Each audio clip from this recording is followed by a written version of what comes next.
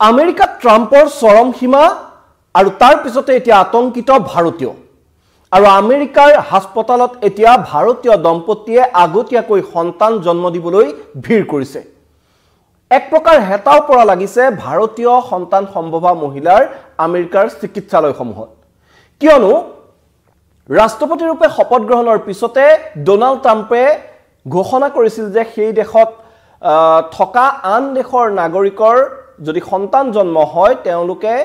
আমেৰিকাৰ নাগৰিকত্ব লাভ নকৰিব। আৰু তাৰ পিছতে এতিয়া ভাৰতীয় যিসকল লোক তাত আছিল তেওঁলোকৰ মাজত এতিয়া এক প্ৰকাৰ হাহাকাৰ লাগিছে। নমস্কাৰ, মই মৃদু পৱনে স্বাগতম জনাইছো নিউজ 18 অসম নৰ্থ ইষ্টৰ ডিজিটেল লাইভলৈ। আৰু লৈ আহিছো এটা অতি স্পৰ্শকাতৰ আৰু উদ্বেগজনক বিষয় যে আমেৰিকাত কিদৰে মানৱতা এতিয়া এক প্ৰকাৰ ভুলুণ্ঠিত হৈছে ট্ৰাম্প ৰাজৰ আৰম্ভণিতে। ট্ৰাম্পৰ এই দ্বিতীয় কাৰ্যকালৰ আৰম্ভণিতে কিদৰে এতিয়া মানৱতা এক প্ৰকাৰ ভুলুণ্ঠিত হ'বলগীয়া হৈছে ট্ৰাম্পৰ এনে হঠকাৰী কঠোৰ সিদ্ধান্তৰ ফলত। যেহেতু আমেৰিকাৰ ৰাষ্ট্ৰপতি ৰূপে 20 জানুৱাৰীত পুনৰ শপত ল'লে ট্ৰাম্পে, আৰু সেই শপত লোৱাৰ দিনাখনেই প্ৰায় 12টা এক্সিকিউটিভ অৰ্ডাৰ কাৰ্যকৰী কৰাৰ নিৰ্দেশ দিছিল, আৰু তাৰে দুটা যি এই এক্সিকিউটিভ অৰ্ডাৰ আছিল সেই অৰ্ডাৰ অনুসৰি যে তাত আমেৰিকাত যিসকল বহিৰাষ্ট্ৰৰ লোকে বিভিন্ন ধৰণৰ প্ৰতিষ্ঠানত কাম কৰি চাকৰি কৰি তাত বা আন কোনো ব্যৱসায় বাণিজ্য কৰি তাত আছে তেওঁলোকৰ যদি সন্তান জন্ম হয় তেওঁলোকে জন্মগতভাৱে আমেৰিকাৰ নাগৰিকত্ব লাভ নকৰিব এতিয়াৰে পৰা। আৰু সমান্তৰালকৈ যি আমেৰিকাৰ সীমান্ত তাত জৰুৰী অৱস্থা ঘোষণা কৰাৰো আন এটা তেওঁ এই এক্সিকিউটিভ অৰ্ডাৰ দিছিল। আৰু তাৰ পিছতে এতিয়া যিসকল প্ৰবাসী আমেৰিকাত প্ৰবাসী ভাৰতীয় আছিল তেওঁলোকৰ যি এক উন্নত আৰু বিলাসী জীৱন যাপন কৰাৰ সপোন আছিল সেই সপোন এক প্ৰকাৰ সাৰখাৰ হৈ গৈছিল। আৰু এতিয়া ট্ৰাম্পৰ এই কঠোৰ নিৰ্দেশনাৰ পিছতে এতিয়া ভগৱানৰ কথা বাদেই চিকিৎসকৰ কঠোৰ সকিয়নিকো আওকাণ কৰি একাংশ ভাৰতীয় দম্পতীয়ে তাত নিজৰ সন্তান জন্ম দিবলৈ হেতাও পৰা লগাইছে চিকিৎসালয়সমূহত, কিয়নো তেওঁলোকৰ সন্তান যদি ট্ৰাম্পৰ ডেডলাইনৰ ভিতৰত জন্মে তেতিয়াহ'লে আমেৰিকাৰ নাগৰিকত্ব লাভ কৰিব, অন্যথা তেওঁলোকে নাগৰিকত্ব লাভ নকৰে আমেৰিকাৰ, আৰু তেওঁলোকৰ নাগৰিকত্বক লৈ যথেষ্ট বেমেজালিৰ সৃষ্টি হ'ব। আৰু সেইবাবেই এতিয়া চিকিৎসকৰ যি সাৱধানবাণী আছে সেই সাৱধানবাণী উপেক্ষা কৰিও তেওঁলোকে আগতীয়াকৈ নিজৰ সন্তান জন্ম দিবলৈ চিকিৎসালয়ত ভিৰ কৰিছে। প্ৰায় হাজাৰ হাজাৰ মহিলাই এতিয়ালৈ আমেৰিকাত তেনেদৰে আগতীয়াকৈ নিজৰ সন্তান জন্ম দিওৱাইছে, আৰু এই ঘটনা এক প্ৰকাৰ অতি অমানৱীয় ৰূপে বিবেচিত হৈছে এনেধৰণৰ ঘটনা। আৰু এই ক্ষেত্ৰত ক'ব লাগিব যে ট্ৰাম্প ৰাজত অনিশ্চিত হৈ পৰিছে যি H1B আৰু L1 ভিছা লৈ তাত যিসকল লোকে বহিৰাষ্ট্ৰৰ পৰা গৈ আন বিদেশৰ পৰা গৈ আমেৰিকাত যিসকল লোকে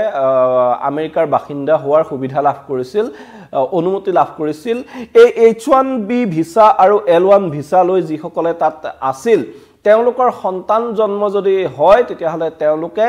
আমেৰিকাৰ নাগৰিকৰ মৰ্যাদা লাভ নকৰে, সেই নিৰ্দেশ প্ৰদান কৰিছিল ডোনাল্ড ট্ৰাম্পে। আৰু ডোনাল্ড ট্ৰাম্পৰ সেই নিৰ্দেশৰ পিছতে এতিয়া এই হাহাকাৰৰ সৃষ্টি হৈছে। আৰু এই ক্ষেত্ৰত যদি ক'ব লাগিব যে প্ৰবাসী ভাৰতীয়ৰ অধিকাংশই কেলিফৰ্ণিয়া, টেক্সাছ, নিউ জাৰ্চি, নিউয়ৰ্কত থাকে, আৰু ডোনাল্ড ট্ৰাম্পৰ নাগৰিকত্ব সম্পৰ্কীয় এই যি দুটা এক্সিকিউটিভ অৰ্ডাৰ, এই অৰ্ডাৰে এতিয়া সকলো তাত থকা সেই দেশখনত থকা ভাৰতীয়ক এতিয়া আতংকিত কৰি তুলিছে। আৰু এই অৰ্ডাৰৰ অনুসৰি যে যদি তাত জন্মসূত্ৰে আমেৰিকাৰ নাগৰিকত্ব লাভ কৰিবলগীয়া হয় তেতিয়াহ'লে পিতৃ বা মাতৃ যিকোনো এজন আমেৰিকাৰ নাগৰিক হ'বই লাগিব, অন্যথা তেওঁলোকে এই H1B বা L1 ভিছা লৈ যিসকল তাত বসবাস কৰি আছে তেওঁলোকৰ সন্তানে আমেৰিকাৰ নাগৰিকত্ব লাভ নকৰিব। আৰু কোনো বিদেশী আমেৰিকান লোকৰ সতি সন্ততিয়ে এতিয়া নাগৰিকত্ব নাপাব আমেৰিকাৰ। এই ঘোষণাৰ পিছতে এক প্ৰকাৰ এতিয়া হোৱা দোৱা লাগিছে যিসকল ভাৰতীয় আমেৰিকাত আছিল। আমি সততেই দেখিছোঁ যে কোৱা হয় ব্ৰেইন ড্ৰেইনৰ কথা, যিসকল মেধা সম্পন্ন উচ্চ শিক্ষিত লোক থাকে সকলোৰে এটা যেন সপোন থাকে আমেৰিকাত গৈ নিজকে প্ৰতিষ্ঠা কৰা, আমেৰিকালৈ যোৱা সকলোৰে এটা সপোন থাকে অধ্যয়নৰ বাবে গৈও বহু লোকে তাতেই কাম কৰি তাতেই থাকি যায় আৰু আমেৰিকাৰ যি মেধা শক্তি যি মেধা সম্পন্ন যুৱক যুৱতী দক্ষ যুৱক যুৱতী তেওঁলোকক তালে এক প্ৰকাৰ আমদানি কৰাৰ তেওঁলোকৰ এটা পূৰ্বৰে পৰা চৰিত্ৰ আছিলে আৰু সেই মেধা সম্পন্ন বহিৰাষ্ট্ৰৰ লোকসকলক লৈ তাত তেওঁলোকে এক প্ৰকাৰ যথেষ্ট ভাল সা সুবিধা দি ৰাখি সেই মেধাক তেওঁলোকে নিজৰ দেশৰ বাবে ব্যৱহাৰ কৰে আৰু যি কথা বিভিন্ন সময়ত আমাৰ ভাৰতীয় প্ৰেক্ষাপটত যথেষ্ট সমালোচনাৰ সন্মুখীন হৈ আহিছে যে এনেদৰে বহিৰাষ্ট্ৰত গৈ কাম কৰাতকৈ ভাৰততে তেওঁলোকে কাম কৰিব লাগে কিন্তু ভাৰতত সা সুবিধাৰ যথেষ্ট কম ভাৰতৰ যেহেতু এখন উন্নয়নশীল ৰাষ্ট্ৰ আমেৰিকাৰ লগত ফেৰ মাৰিব পৰাকৈ এতিয়াও তেনে ধৰণৰ আন্তঃগাঁথনি হোৱা নাই যদিও চৰকাৰে বিভিন্ন সময়ত কৈ আহিছে যে এনে মেধা সম্পন্ন লোকসকলে এনে মেধা দেশখনৰ ভাৰতৰ উন্নতিৰ কাৰণে ভাৰতত আহি কাম কৰিব লাগে তেনে ধৰণৰ চৰ্চা চলি আছে তাৰ মাজতো কিন্তু যি আমেৰিকালৈ যোৱাৰ যি প্ৰৱণতা সেয়া প্ৰতি বছৰে বছৰৰ পিছত বছৰ বৃদ্ধিহে পাই আছে এনে মেধা সম্পন্ন লোকসকলৰ মাজত আৰু তেনে যিসকল লোক আছিল তেনে যিসকল লোকে আমেৰিকাত গৈ তেওঁলোকে তাতে থিতাপি লৈ এক অতি বিলাসী আৰু উন্নত জীৱন কটোৱাৰ যি সপোন আছিল সেই সপোনক যেন ডোনাল্ড ট্ৰাম্পৰ এই দুটা এক্সিকিউটিভ অৰ্ডাৰে এক প্ৰকাৰ নিঃশেষ কৰি দিলে আৰু তাৰ ফলতে এতিয়া পূৰ্বৰে পৰা আমেৰিকাত যিসকল প্ৰবাসী ভাৰতীয় আছে তেওঁলোকৰ মাজত হুৱা দুৱা লাগিছে আৰু তেওঁলোকে অতি এক প্ৰকাৰ অমানৱীয় বুলিয়ে ক'ব লাগিব অমানৱীয়ভাৱে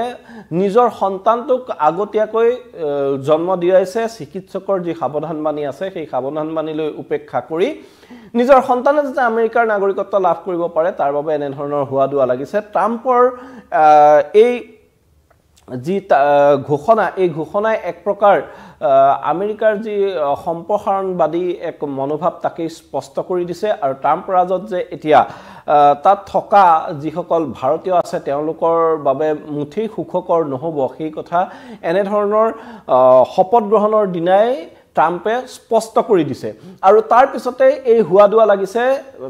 যি আমেৰিকাৰ চিকিৎসালয়সমূহত ভিৰ কৰিছে গৈ ভাৰতীয় যিসকল সন্তান সম্ভৱা মহিলা আছিল তেওঁলোকে ভাৰতৰ সেই দম্পতীবোৰে ভিৰ কৰিছে আৰু ইতিমধ্যে সহস্ৰাধিক তেনে দম্পতীয়ে নিজৰ সন্তানক আগতীয়াকৈ জন্ম দিয়াইছে কাৰণ 20 জানুৱাৰীত শপত গ্ৰহণ কৰি 20 ফেব্ৰুৱাৰী ডেডলাইন দিছিল ডোনাল্ড ট্ৰাম্পে 20 ফেব্ৰুৱাৰীৰ পিছত যদি আমেৰিকাত তেনে ধৰণৰ কোনো সন্তান জন্ম হয় সেই সন্তানক আমেৰিকাৰ নাগৰিকত্ব প্ৰদান কৰা নহব বুলি এক প্ৰকাৰ স্পষ্ট ঘোষণা কৰি নিৰ্দেশ দিছিল ডোনাল্ড ট্ৰাম্পে আৰু তাৰ পিছতে এই ধৰণৰ এতিয়া উৎসুকতা আতংকিত হোৱা লোকসকলৰ এই ধৰণৰ এক ধৰফৰণি এতিয়া দেখিবলৈ পোৱা গৈছে আৰু তেওঁলোকে নিজৰ সন্তানক আগতীয়াকৈ জন্ম দিয়াই হলেও তেওঁলোকে আমেৰিকাৰ নাগৰিকত্ব দিয়াবলৈ চেষ্টা কৰিছে আৰু এই ঘটনা প্ৰকৃততে এক অমানৱীয় ঘটনা ৰূপে বিবেচিত হৈছে কিন্তু তেনে সময়তে আহিছে আন এটা খবৰ যে এনে কঠোৰ নিৰ্দেশ দিবলৈ গৈ এক প্ৰকাৰ মুখ ঠেকেচা খাইছে ডোনাল্ড ট্ৰাম্পে শপত গ্ৰহণৰ দিনাই চমক দিবলৈ এনে ঘোষণা কৰাৰ পিছত এতিয়া ডোনাল্ড ট্ৰাম্পে মুখ ঠেকেচা খাইছে নিজৰ এক্সিকিউটিভ অৰ্ডাৰক লৈ এতিয়া প্ৰথমেই যেন আদালতত মুখ ঠেকেচা খালে ডোনাল্ড ট্ৰাম্পে আৰু ডোনাল্ড ট্ৰাম্পৰ এই যি নিৰ্দেশ আছিল এই নিৰ্দেশ বাতিল কৰাৰ নিৰ্দেশ দিছে আদালতে মাৰ্কিন আদালতে এই ঘটনাক অমানৱীয় ঘটনা আখ্যা দিছে আৰু অসংবিধানিক ঘটনা আখ্যা দিছে ট্ৰাম্পৰ এই নিৰ্দেশনাক মাৰ্কিন আদালতে অসংবিধানিক বুলি মন্তব্য কৰিছে আৰু আদালতে এই সিদ্ধান্ত বাতিল কৰাৰ নিৰ্দেশ দিছে মাৰ্কিন আদালতৰ এই নিৰ্দেশৰ পিছত যে এতিয়া যথেষ্ট সকাহ আহিব ভাৰতীয় প্ৰবাসী ভাৰতীয়সকলৰ বাবে সেই কথা নিশ্চিত কিন্তু তাৰ পূৰ্বে আমি দেখিবলৈ পাইছো যে বিগত দিনসমূহত 20 জানুৱাৰীৰ পিছতেই এতিয়া আমেৰিকাৰ চিকিৎসালয়সমূহত ভিৰ কৰিছিল সেই ভাৰতীয় দম্পতীয়ে নিজৰ সন্তানক আগতীয়াকৈ জন্ম দিওৱাৰ বাবে আৰু নিজৰ সন্তানক আগতীয়াকৈ জন্ম দিয়াৰ বাবে এনে ধৰণৰ তৎপৰতা যিসকল দম্পতীয়ে লৈছিল তেওঁলোকেও এতিয়া যথেষ্ট সকাহ পাব যিসকলে নিজৰ সন্তান ইতিমধ্যে জন্ম দিলে তেওঁলোকৰ কথা সুকিয়া আন যিসকলে এনে ধৰণৰ তৎপৰতা প্ৰদৰ্শন কৰিছিল এনে ধৰণে আগবাঢ়িছিল সেই পথে তেওঁলোকৰ কাৰণে যথেষ্ট এক সকাহৰ বিষয় যে মাৰ্কিন আদালতে এতিয়া বাতিল কৰিছে ডোনাল্ড ট্ৰাম্পৰ এই এক্সিকিউটিভ অৰ্ডাৰ যে নাগৰিকত্বক লৈ H1B আৰু L1 ভিসা থকা যিসকল প্ৰবাসী লোক তেওঁলোকৰ সন্তান জন্ম হলে আমেৰিকাৰ নাগৰিকত্ব নাপায় বুলি যি এক্সিকিউটিভ অৰ্ডাৰ দিছিল সেই অৰ্ডাৰ এতিয়া বাতিল কৰাৰ নিৰ্দেশ দিছে মাৰ্কিন আদালতে আৰু মাৰ্কিন আদালতে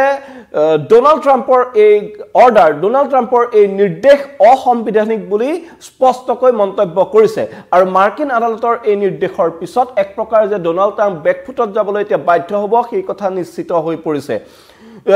ৰাষ্ট্ৰপতি ৰূপে শপত গ্ৰহণৰ দিনাই ট্ৰাম্পে এক প্ৰকাৰ চমক দিবলৈ এনে ধৰণৰ ঘোষণা কৰিছিল আৰু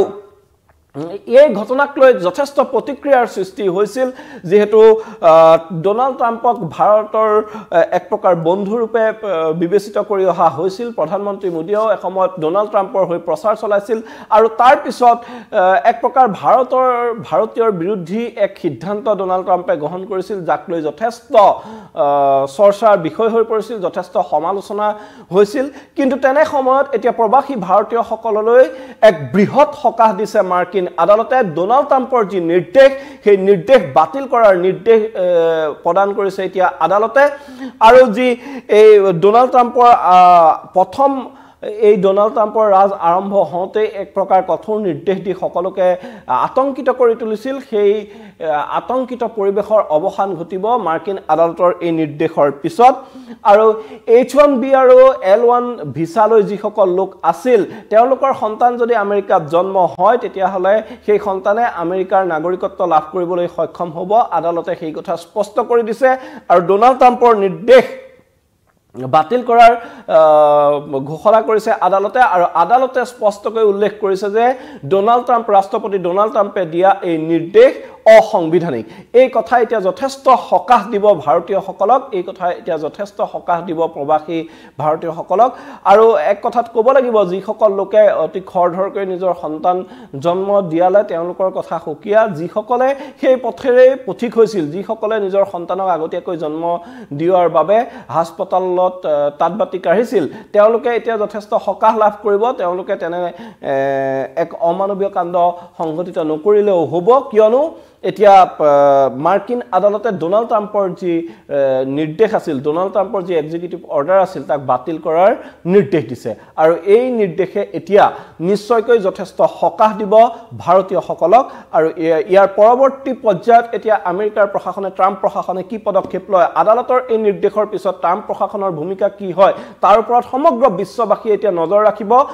আদালতে যেহেতু ট্ৰাম্পৰ এই ঘোষণাক অসাংবিধানিক আখ্যা দিছে ট্ৰাম্পৰ নিৰ্দেশক অসাংবিধানিক আখ্যা দিছে ইয়াৰ পিছত এতিয়া ৰাষ্ট্ৰপতি ডোনাল্ড ট্ৰাম্পে কি ব্যৱস্থা গ্ৰহণ কৰে ডোনাল্ড ট্ৰাম্প প্ৰশাসনে কি ব্যৱস্থা লয় হেয়া লক্ষণীয় হ'ব এই মুহূৰ্তত কিন্তু আটাইতকৈ ডাঙৰ খবৰটো হ'ল যে আগতীয়াকৈ নিজৰ সন্তান জন্ম দিবলৈ আমেৰিকাৰ হেতা ওপৰা লগা ভাৰতীয় যিসকল দম্পতি আছিল তেওঁলোকৰ বাবে এটা সকাহৰ খবৰ ডোনাল্ড ট্ৰাম্পৰ যি নিৰ্দেশ আছিল নাগৰিকত্বক লৈ সেই নিৰ্দেশ বাতিল কৰাৰ নিৰ্দেশ দিছে এতিয়া মাৰ্কিন আদালতে এই নাগৰিকত্বক লৈ ডোনাল্ড ট্ৰাম্পে দিয়া নিৰ্দেশ অসাংবিধানিক ৰূপে আখ্যা দিছে ধন্যবাদ